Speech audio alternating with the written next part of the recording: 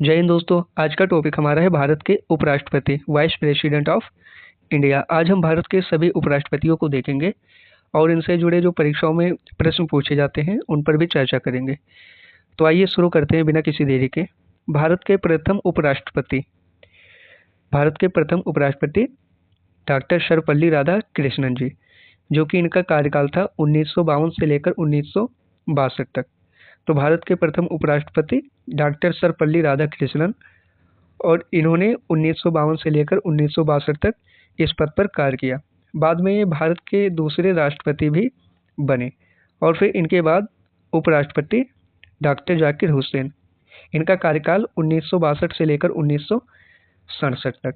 इनके बाद उपराष्ट्रपति कौन? वराहगिरी वेंकटगिरी यानी बेबी गिरी। तो इनका कार्यकाल था 1967 से लेकर 1969 तक। इनका कार्यकाल सिर्फ 2 ही वर्ष रहा, क्योंकि ये 1969 में यह कार्यवाहक राष्ट्रपति के रूप में चुने जाते हैं। क्योंकि जब यह उपराष्ट्रपति थे 1967 से लेकर 1969 तक, तो इस टाइम 1967 से लेकर 1969 के बीच में डॉक्टर जाकिर हुसैन राष्ट्रपति के रूप में थे। तो फिर जब इनका निधन हो जाता है 1969 में, इनका निधन हो जाता है, फिर वराहगिरी वेंकटगिरी को कार्यवाहक राष्ट्रपति के रूप में चुना जाता है। अगले उपराष्ट्रपति कौन है? गोपाल स्वरूप पाठक जी।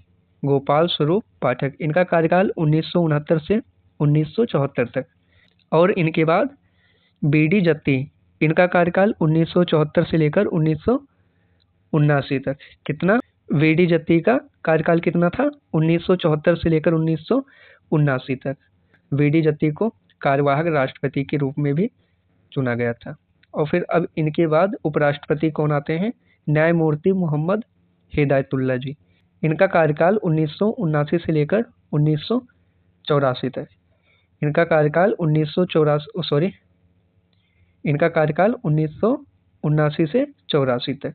इससे पहले ये भारत के मुख्य न्यायाधीश भी रह चुके थे और 1969 में कार्यवाहक राष्ट्रपति बने थे। तो न्यायमूर्ति मोहम्मद हिदायतुल्लाह 1969 में कार्यवाहक राष्ट्रपति के रूप में भी थे।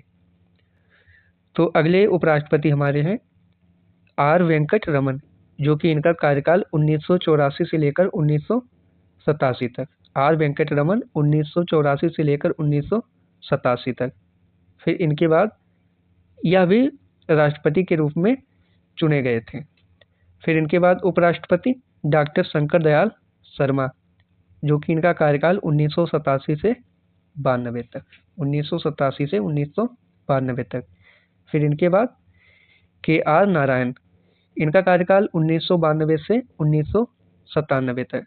एक बात ध्यान दीजिएगा, इस स्लाइड में जितने भी उपराष्ट्रपति हैं, आर वेंकट रमन, डॉक्टर शंकर दयाल शर्मा, के आर नारायण, यह सभी आगे चलकर भारत के राष्ट्रपति भी बनते हैं। अगले उपराष्ट्रपति कृष्णकांत, जो कि इनका कार्यकाल था 1997 से लेकर 2002 तक।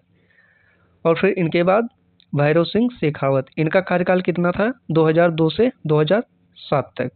2002 से 2007 तक। ये भैरव सिंह शेखावत जो थे, यह राजस्थान के मुख्यमंत्री भी रह चुके थे। तो अब इनके बाद मोहम्मद हामिद अंसारी, जो कि इनका कार्यकाल 2007 से लेकर 2012 तक। और फिर 2012 से लेकर 2017 तक फिर यही उपराष्ट्रपति बनते हैं।